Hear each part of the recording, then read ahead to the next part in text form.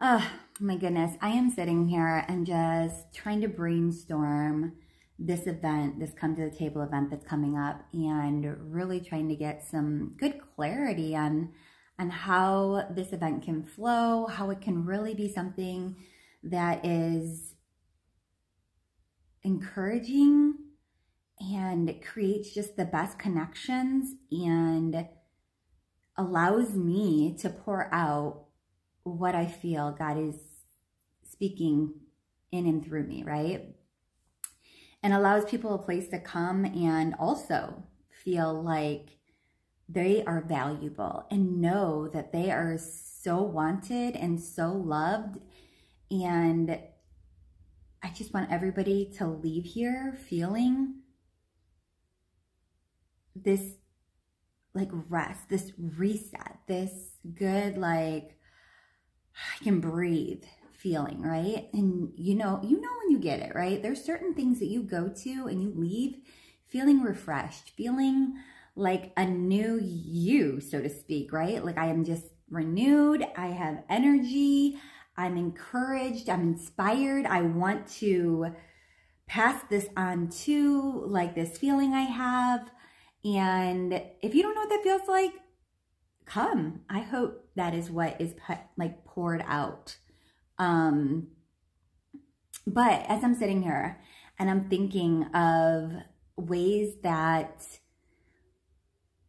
I can share and connect all that God's doing in and through my life, right?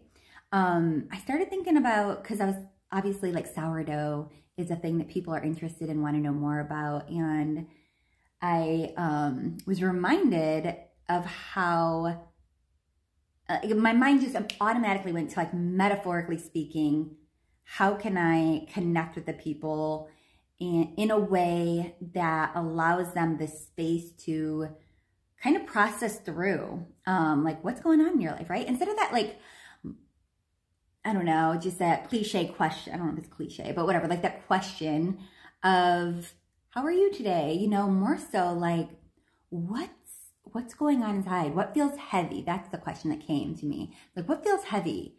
And immediately I went to, like, the sourdough starter and how it feels heavy. But then when you pour some of it out, it doesn't feel so heavy. And then when you pour some out, you have room to add more in. That way, when things get challenging, when things get on the rise, so to speak, right, with the sourdough starter, it rises. So when it starts to rise, it's not going to overflow and feel like you're drowning, right?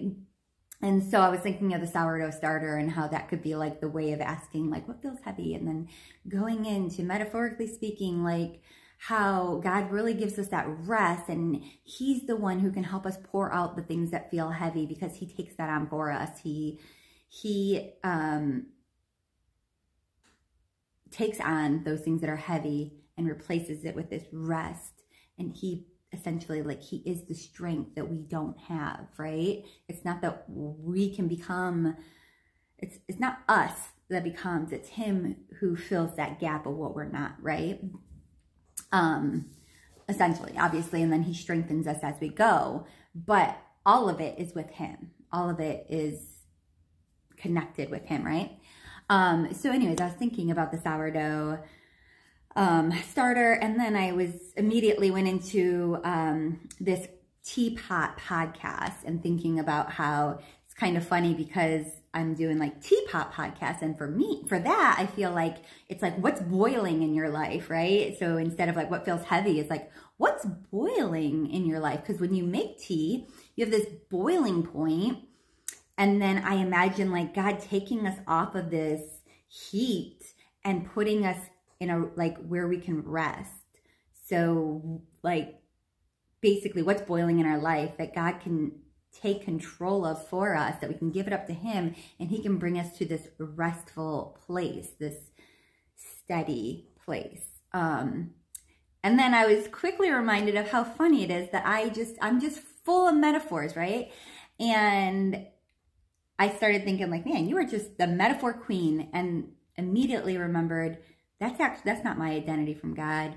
My identity from God is that I'm a praiser of one, and how the reason why I can metaphorically connect everything to him is because I can't not see him in everything, like literally everything, from like your order of skincare, like how you cleanse your face, and like letting God cleanse us of our dirt and our disgust and our grossness, right? Like, so I can't not connect him. It's really hard for me not to see how these things all connect and help me understand God even better. It's just a way that he communicates with me. I was just talking to my daughter about this the other day. Like, I just love how God really can connect with people in all different places, in all different walks. And it's not, it's just this posture of like, God, like, what do you want me to know? And then he comes in and really speaks our language, is what I'm thinking, like, right? Speaks our language and helps us to hear and see who he is through the things that surround us. And so anyways, I just thought it was so funny and interesting that my mind was going to all these different things. And immediately I thought of some things that have boiled up in my life. And really, I felt like for too long, kind of put me in like a like if you're thinking survival mode, it put me into survival mode mindset where I didn't feel like I was getting anywhere. I just felt like I was running and getting exhausted and running and getting exhausted. I never really felt this real rest during the earlier seasons of my life. And I'm just going to share that with you a little bit here because I think it's important to connect in this area. It's a very, it's a very common thing to have these heavy things in our lives, or these things that kind of take an identity on us. And yeah, so I'm debating on whether this should be one podcast or more, because there's just so much to unpack about it. But just trying to lean in on what makes the most sense here. Okay, I'm going to share a story with you. There was a psychologist who studied rats, and he took 12 rats and he stuck them in this deep water, and rats are known for swimming. So he stuck them in there, and after 15 minutes, they died. And then he took another group of 12 rats, stuck them in deep water, and when they started to drown, he pulled them out and he dried them all off, brought their heart rates down, and then put them back in the water. And these rats were able to swim for 60 plus hours. We're talking about from 15 minutes to 60 plus hours. It's a huge difference when you have that hope and the rest. And to me, this rest that they like, this rest, the metaphorical rest of this is like God coming into your life and giving you that rest that you need. Because we all have stuff that's heavy that comes into our lives. We all have things that boil us, that really create us to feel like we're about to overflow.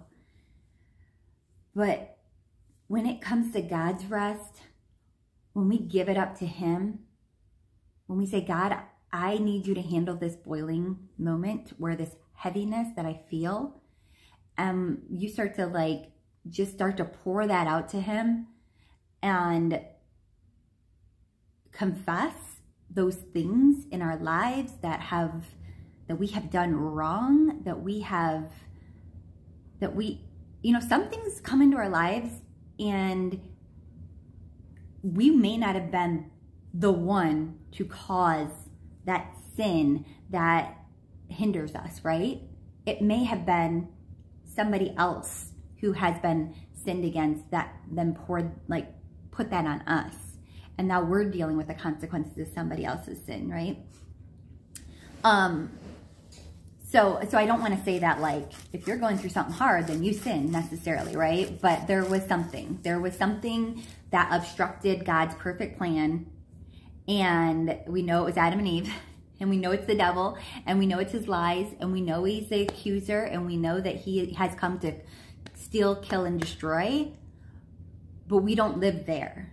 We don't live there. We live in heavenly places. We get to look at these things and say, but God. But God, right? That's what we believe. We believe that Christ died for our sins. We believe that he will rescue us, that he has rescued us. He already has rescued us, right? But I just mean from those little things, those things that come up in our lives that feel really heavy, that feel boiling. He will rescue us again and again and again. He is our rescuer. He is our redeemer. He is our saving grace. And he is what gives us that rest that we need so that we can keep running the long race.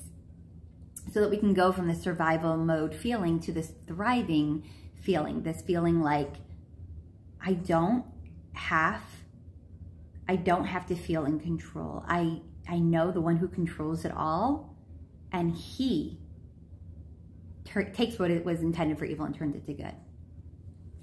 And so that's the rest. That's the rest that we put our faith and our trust in.